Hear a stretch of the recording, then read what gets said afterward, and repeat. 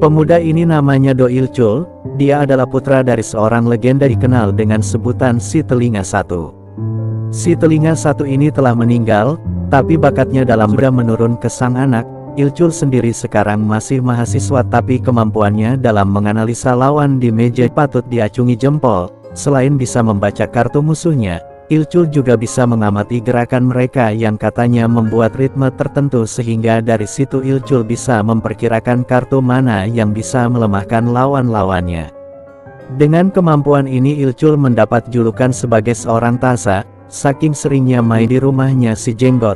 Il-chul kadang memberikan persenan untuknya karena Il-chul kerap memenangkan perjudian itu.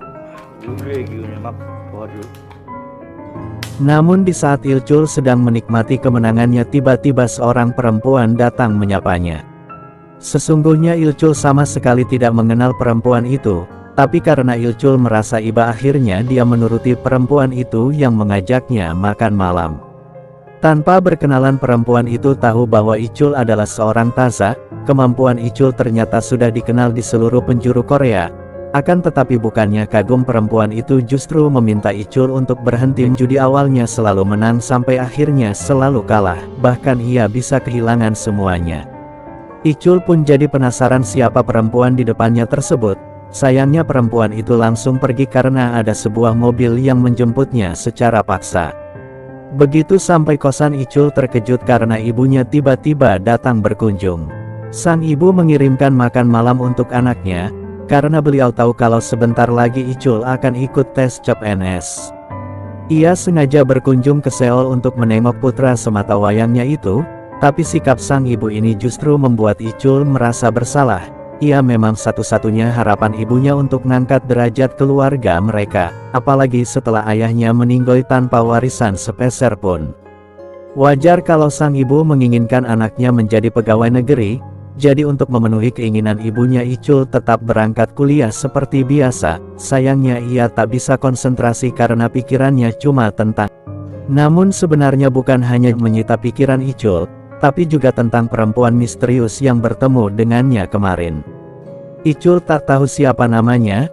Pikiran-pikiran itu pun membuat Il-chul tak bisa konsentrasi sampai tidak melihat ada sebuah mobil yang melaju kencang di pertigaan. Dan begitu Il-chul jatuh si pemilik mobil pun keluar untuk melihat pintu mobilnya yang penyok.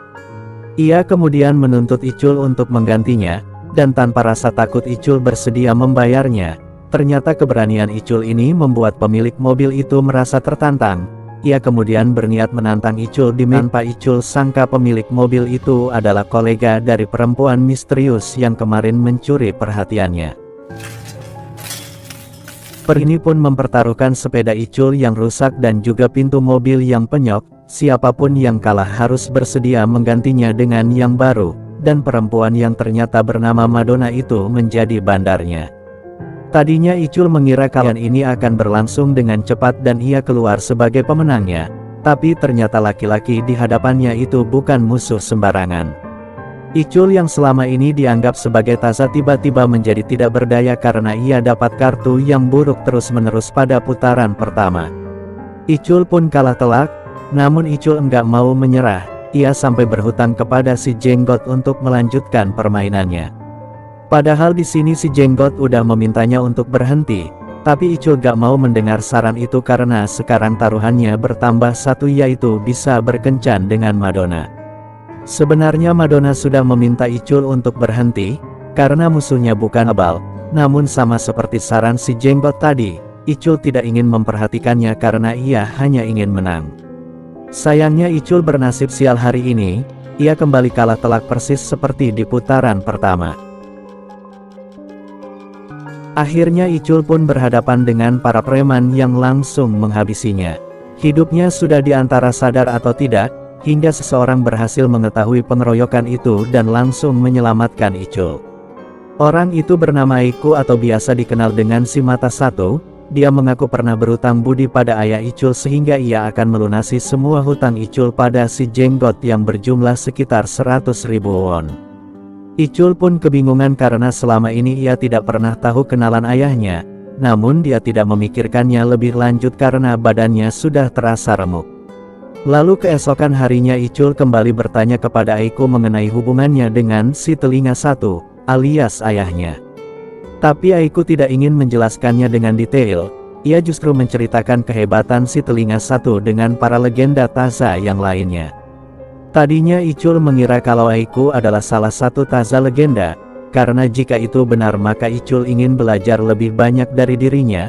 Namun Aiko mengaku kalau dia hanyalah seorang penipu dan sebagai awalan ia meminta Icul untuk lebih peka, karena di dalam dunia selalu ada celah untuk menguras uang milik orang lain, salah satunya adalah Icul yang tanpa sadar telah dibuat miskin oleh si Jenggot, dan oleh karena itu Aiko meminta Icul untuk berhenti saja setidaknya untuk saat ini, karena Icul belum mengalami kerugian yang lebih banyak. Tapi lagi-lagi Icul gak mau ngedengerin. Ia merasa cukup punya bakat dari lahir dan ingin membuktikannya di depan Aiko, maka setelah itu mereka berdua pun langsung pergi ke kasino. Di sana Icul membuktikan pada Aiko bahwa ia benar-benar berbakat di dunia judi. Bakat alami Icul ternyata sudah ditunggu oleh Aiko, karena diam-diam ia tengah membentuk sebuah tim untuk proyek pribadinya. Selain Icul, Aiko juga sudah mengincar beberapa orang. Yang pertama adalah Kachi, atau disebut sebagai si bandar karena keahliannya dalam mengocok kartu. Yang kedua adalah Yongmi, seorang pelayan kasino yang sering mencuri uang taruhan pelanggan secara sembunyi-sembunyi. Dan karena ia mencuri sedikit demi sedikit maka tidak pernah ada yang melapor kehilangan uang. Dan yang ketiga adalah Tuan Kwon, ia adalah pemilik kedai minuman yang pintar berakting untuk bekerja sama dengan para bandar. Keempat orang itu termasuk Icul dikumpulkan oleh Aiko di sebuah gudang kosong. Tadinya Kachi merasa tim ini tidak berguna, apalagi mereka belum mengenal satu sama lain, hingga akhirnya Aiko datang dan menjelaskan rencananya. Ternyata saat ini Aiko berniat untuk menguras harta milik seorang OKB, atau orang kaya baru bernama Mul. Dia adalah seorang tuan tanah licik yang baru-baru ini terjun ke meja. Tapi untuk menghabisi semua hartanya itu juga harus dilakukan dengan cara yang hati-hati, maka disinilah fungsi dari tim yang dibentuk oleh Aiko.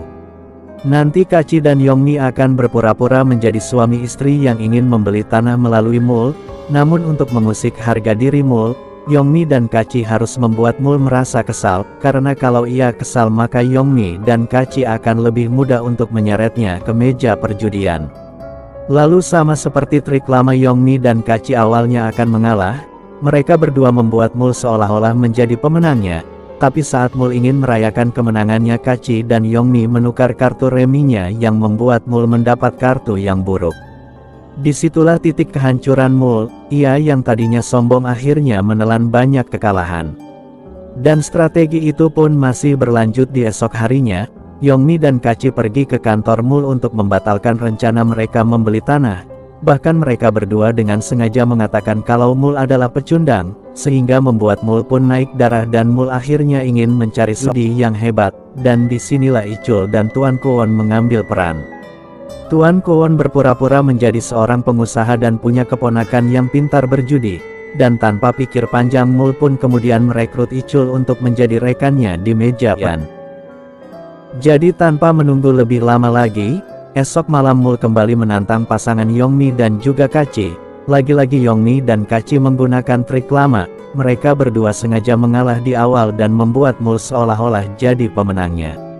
Mul sendiri sudah percaya diri kalau kali ini dia nggak mungkin kalah, padahal sebenarnya ia ditipu lagi. Di saat Mul ingin mengambil uang taruhannya, Kachi baru membuka kartunya yang ternyata bernilai lebih tinggi daripada milik Mul. Akhirnya Mul pun cuma bisa gigit jari, ia udah rugi banyak. Tuan Kwon kemudian menghampiri Mul karena ingin berpamitan, tapi Mul justru menahannya karena ia ingin main lagi untuk mengalahkan Kachi. Tadinya Tuan Kwon ingin berbicara lebih banyak, tapi sebuah mobil datang dan Mul langsung menyambutnya. Kata orang itu adalah bosnya dan ia harus segera menyapanya. Dan di saat orang itu turun dari mobil, Icul yang juga ada di situ langsung terkejut karena ternyata dia adalah Madonna. Icul tidak menyangka kalau Madonna juga bekerja sama dengan Mul, sementara itu Icul tidak bisa mengalihkan pikirannya dari Madonna.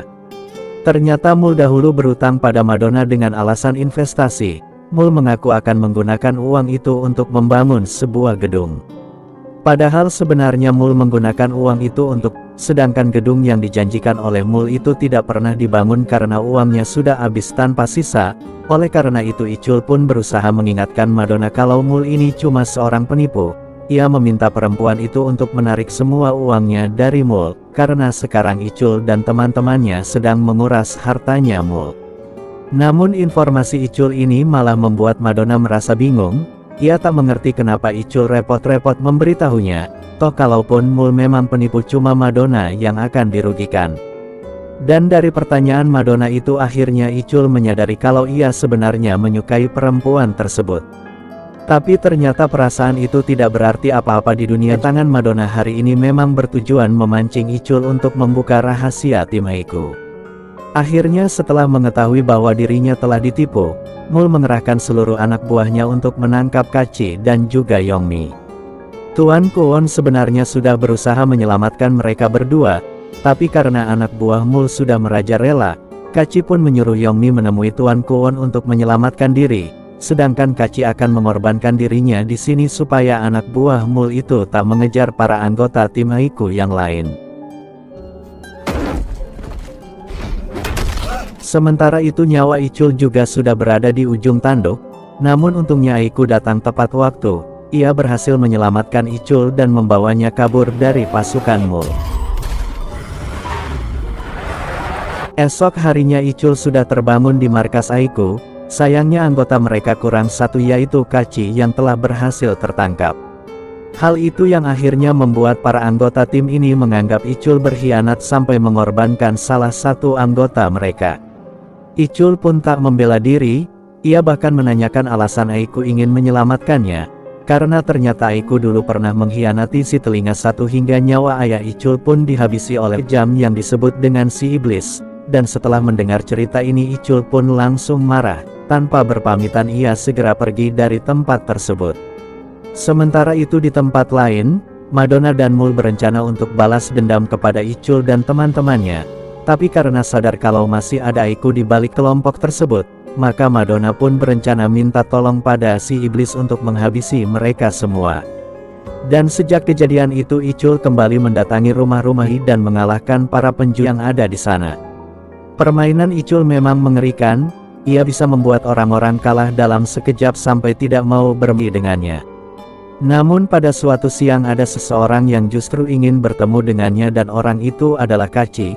Icul pun terkejut karena tadinya ia mengira kalau Kaci sudah COD sama malaikat, tapi kedatangan Kaci ini justru membawa berita yang lebih mengagetkan yaitu Haiku telah dihabisi oleh si iblis.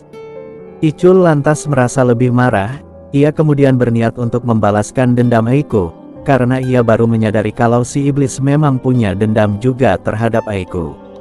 Maka tak butuh waktu lama Icul segera menemui Tuan Kwon. Ia meminta saran untuk memberi pelajaran pada si iblis ini, namun ternyata Tuan Kwon tidak memberikan saran apapun, ia hanya menegaskan bahwa seperti inilah jalan hidup jika tidak segera berhenti. Keesokan harinya Icul pun segera menemui si iblis yang sudah bersekutu dengan Madonna dan juga Mul. Ia membawa satu tas yang penuh dengan uang sebagai taruhan, tapi untuk yang satu ini Icul tidak hanya bertaruh soal uang melainkan nyawa juga. Siapapun yang kalah atau terbukti melakukan kecurangan, ia tak bisa dibiarkan hidup-hidup. Dan malamnya ketika Icul berniat untuk istirahat, tiba-tiba Madonna mendatanginya. Ia mengajak Icul bekerja sama untuk menipu si iblis ini dan memenangkan semua uangnya. Akan tetapi Icul kali ini tidak percaya pada Madonna lagi. Baginya sudah cukup ditipu kedua kalinya dan ia tak ingin terjerumus ke lubang yang sama. Namun Madonna berkata kalau Icul tidak perlu mempercayainya, ia hanya boleh percaya pada jumlah uang yang bisa mereka bawa pulang, dan akhirnya Icul pun membiarkan Madonna membuat strategi bersamanya, karena ternyata Icul juga sudah bekerja sama dengan Mul. Tadinya Madonna sempat terkejut, tapi memang beginilah yang biasa terjadi di dunia, jika mereka melawan musuh yang kuat maka para pemain lain akan bekerja sama untuk mengalahkannya. Sebenarnya Icul hanya menggunakan trik lama, tapi dia membutuhkan Mul dan juga Madonna untuk menjalankan rencananya itu. Awalnya seperti biasa mereka akan bermain di meja dengan jumlah 4 pemain. Di situ mereka tahu kalau si iblis hanya mengincar kekalahan Icul, sehingga ia akan terus memperhatikan Icul. Maka pada celah inilah Mul juga berusaha untuk membuat si iblis tak melihat kalau kartunya diam-diam ditukar oleh Madonna. Jadi ketika si iblis berpikir kalau ia memenangkan perjudian, kartu Icul ternyata memiliki nilai lebih tinggi dari si iblis. Si iblis kemudian merasa ia telah ditipu, tapi si iblis tak bisa membuktikan hal tersebut dan ia harus menerima kekalahannya. Belum lagi dengan Madonna yang ternyata punya masa lalu yang buruk dengan si iblis ini, sehingga Madonna ingin hidup si iblis ini segera berakhir. Lalu setelah itu berakhir, sesuai dengan kesepakatan Icul hanya akan membawa $2 juta sedangkan Mul membawa $4 juta, tapi karena Mul adalah orang yang serakah, ia juga berniat mengambil $2 juta milik Icul. Namun Icul tak kalah jenius. Sebelum itu Icul sudah bekerja sama dengan anak buah Mul yang menyimpan dendam pada bosnya gara-gara selalu diperlakukan buruk. Mul kini justru malah dihabisi oleh anak buahnya sendiri. Sementara itu esok harinya Kaci dan juga Yongmi yang ternyata sudah menikah, tiba-tiba mendapat uang $1 juta di dalam mobilnya. Begitu juga dengan Tuan Kwon yang tahu-tahu mendapat kiriman sejumlah uang oleh orang yang tak dikenal. Tapi ketika melihatkan kartu Jack di dalam tas tersebut, mereka langsung tahu bahwa itu merupakan kiriman dari Taza Icul. Sedangkan Icul sendiri sekarang memulai hidup baru dengan tinggal bersama ibunya, dan sebagai anak laki-laki satu-satunya ia berhasil menjawab harapan ibunya dengan menjadi seorang pegawai negeri.